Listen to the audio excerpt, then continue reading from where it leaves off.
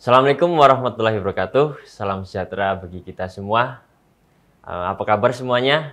Semoga dalam keadaan sehat selalu. Selamat datang kembali di channel YouTube Kuliah Teknokrat dengan saya Ferry Hendra Saputra pada mata kuliah Statistika.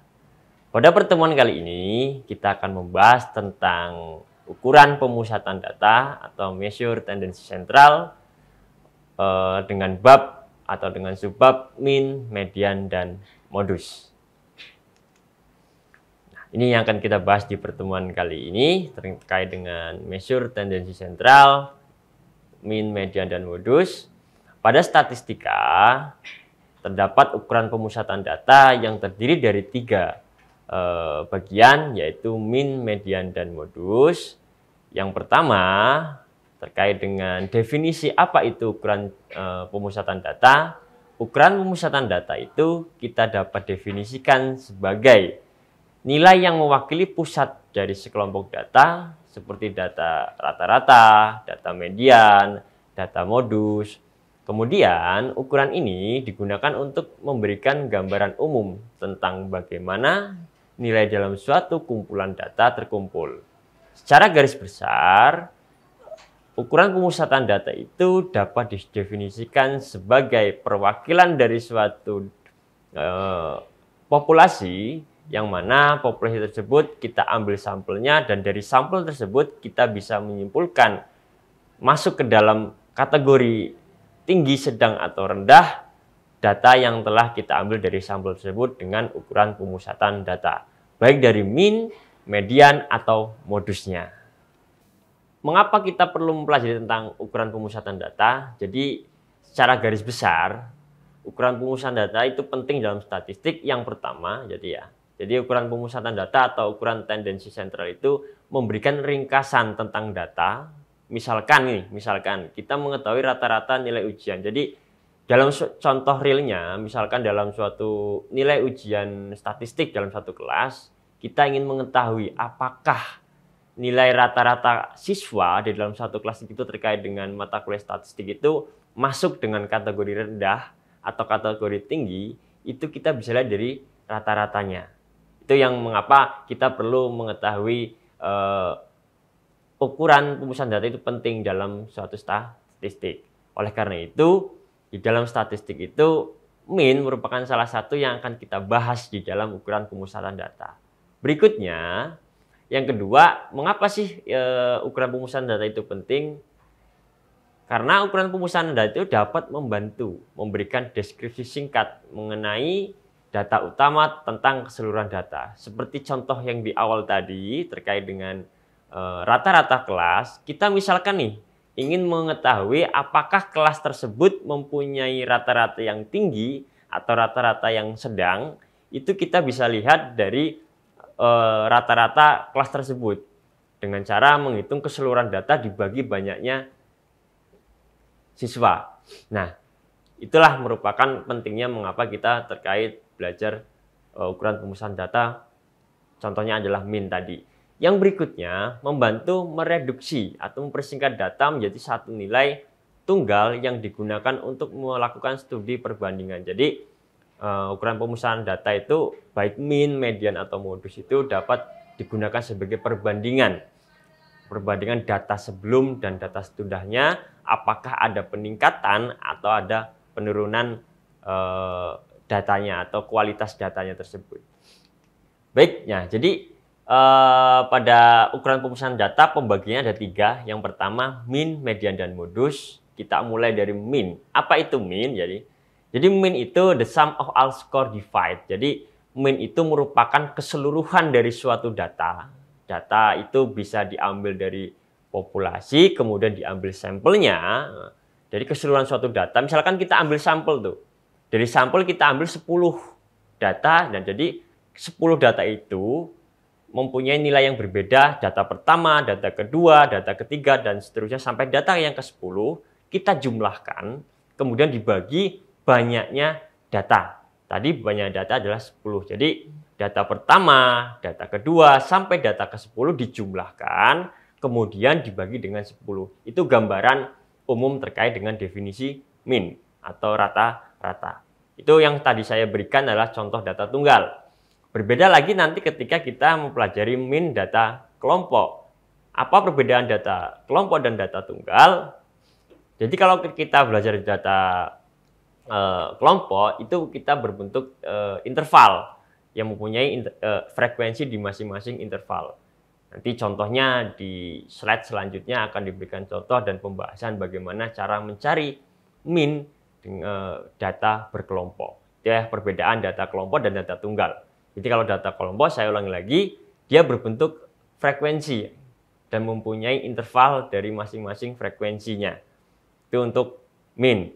Kemudian yang kedua, untuk pemusatan data kita belajar tentang median. Jadi median pun nanti dibagi jadi dua, data kelompok dan data tunggal. Data kelompok yang akan kita bahas nanti sama seperti min, dia mempunyai ciri-ciri, mempunyai interval dan frekuensi di setiap intervalnya. Yang ketiga, itu kita belajar tentang modus. Jadi modus itu sering diartikan sebagai suatu nilai yang sering banyak muncul. Sebagai contoh, fungsi dari modus itu kita bisa melihat, misalkan gini, di dalam suatu kelas, setelah melakukan ujian kuis, katakanlah statistika, sebanyak 20 mahasiswa, kita bisa melihat dari 20 mahasiswa tersebut, misalkan nih, berapa banyak siswa yang mempunyai nilai di atas rata-rata. Nah, kita bisa melihat dari modusnya. Jadi yang sering banyak muncul, misalkan rata-ratanya adalah 70. Yang di atas 70, misalkan 80, 90, 100. Nah, kita lihat dari 90, 80 atau 80, 90, 100 itu, kita bisa lihat, oh ternyata yang paling banyak muncul adalah 90. Artinya apa? Artinya kelas tersebut nilai 90 itu merupakan modusnya. Jadi yang sering banyak muncul itu adalah terkait dengan modus. Oke, untuk slide selanjutnya kita bahas ke min terkait dengan data kelompok. Nah, ini. Baik, jadi untuk data kelompok, min itu kita bahasakan sebagai min secara statistik atau rata-rata secara nasional bahasanya itu. Jadi untuk min, ya rata-rata, ada beberapa formula atau rumus yang dapat digunakan untuk mencari rata-rata data kelompok. Ini yang kita bahas data kelompok ini.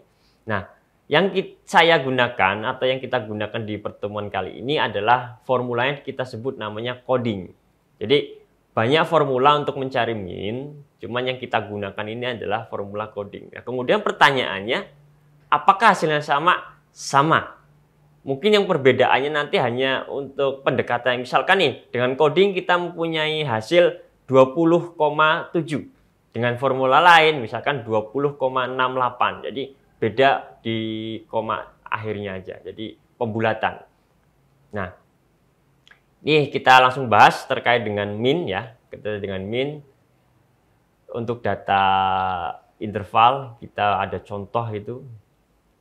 Ada 6 data di dalam interval pertama, interval kedua, interval ketiga, sampai interval ke-6.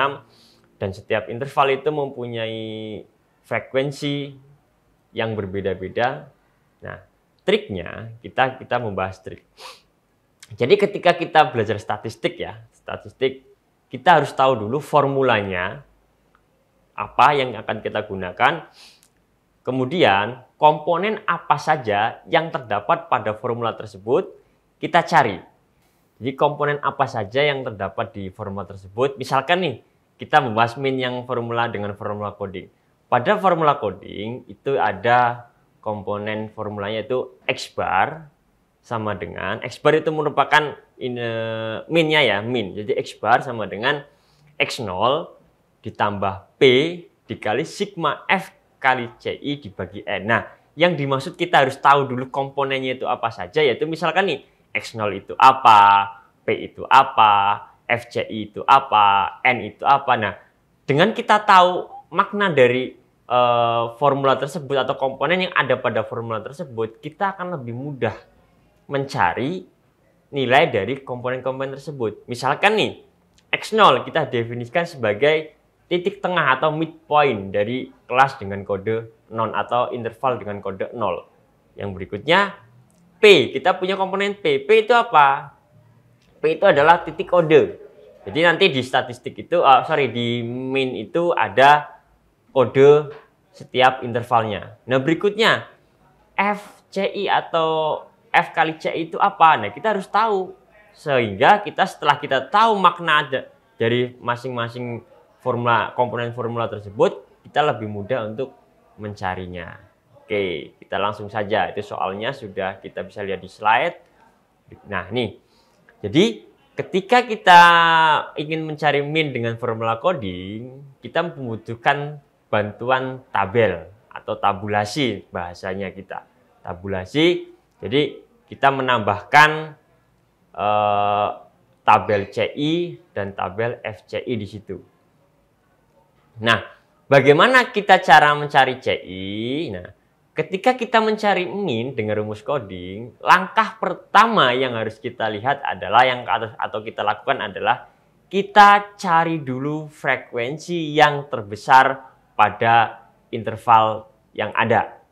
Pada soal kita bisa lihat bahwasanya frekuensi yang terbesar ada pada interval yang kelima atau kelas yang kelima, yaitu 25. Nah, jika kita menggunakan rumus coding, maka interval yang terbesar tersebut kita beri kode 0. Nah, itulah yang dimaksud dengan mencari min dengan rumus coding. Artinya kode pemberian kode. Jadi cara pemberian kodenya itu dimulai dari 0. Kapan kita menggunakan 0? Kita lihat frekuensi yang terbesar. Nah, kita lihat itu frekuensi terbesar adalah 25. Nah, kemudian bagaimana dengan kode-kode yang lain? Kode yang lain itu di bawah 0 itu kita beri kode 1. Misalkan di bawah 0 itu ada 2 kelas lagi, berarti 1, 2. Ada kelasnya lagi berarti 3. Jadi kalau ke bawah itu positif, kalau ke atas itu negatif. Jadi misalkan ke atas itu ada negatif 1, negatif 2, negatif 3, negatif 4. Jadi jika kita menggunakan rumus coding untuk mencari min pada data interval, langkah yang pertama adalah kita melihat frekuensi mana yang terbesar. Lalu kita berikan kode 0. Nah, frekuensi di atasnya itu kita berikan kode negatif 1 dan seterusnya secara berurutan. Dan di bawahnya itu beri tanda 1 dan seterusnya secara berurutan secara positif. Nah, setelah itu kita cari yang namanya F kali CI sesuai dengan permintaan atau sesuai dengan formula coding tadi ada F kali CI.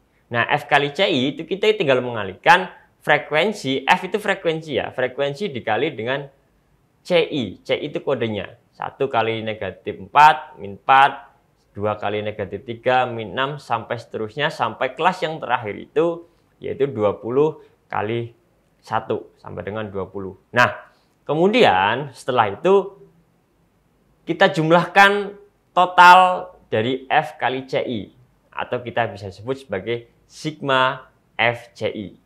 Kita totalkan, kita dapat nilai FI kali CI adalah negatif 15. Oke. Kita jumlahkan secara dari atas ke bawah, kita totalkan, kita dapat sigma FI kali CI sama dengan negatif 15.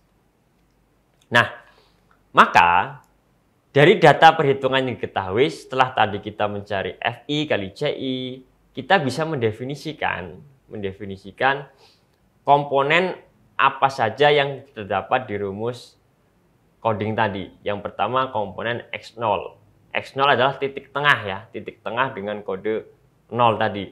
Nah, titik tengahnya gimana mencarinya? Kita lihat pada kode 0 tadi, ini bahwasanya intervalnya itu antara 71 sampai dengan 80. Maka titik tengahnya kita dapat dengan cara menjumlahkan 71 ditambah dengan 80 dibagi dengan 2. Maka mendapat nilai 75.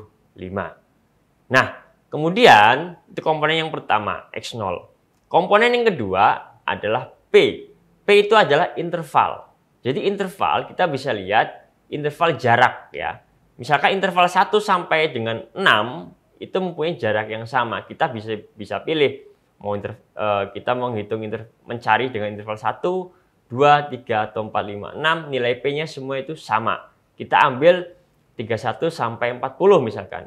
Jadi 31 sampai 40 itu intervalnya adalah 10. Kita mulai dari 31, 32, 33, 34, 35, 36, 37, 38, 39, 40.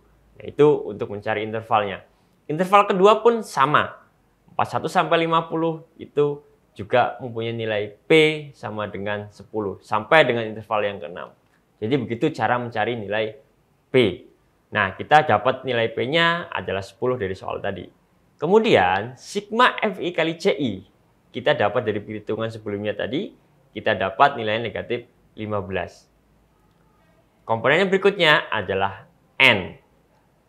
N kita dapat cari dengan cara menjumlahkan semua frekuensi yang ada. Dari interval pertama sampai dengan interval ke-6, kita jumlahkan, ketemulah namanya N. Jadi N itu adalah total dari frekuensi. 1 tambah 2 tambah 5 tambah 15 tambah 25 dan tambah dengan 20. Jadi interval 1 sampai interval ke-6 di soal tadi itu kita jumlahkan frekuensinya, ketemunya adalah 68. Nah, itu begitu untuk cara memahami komponen-komponen atau mencari komponen-komponen apa saja yang terdapat dari formula coding tadi.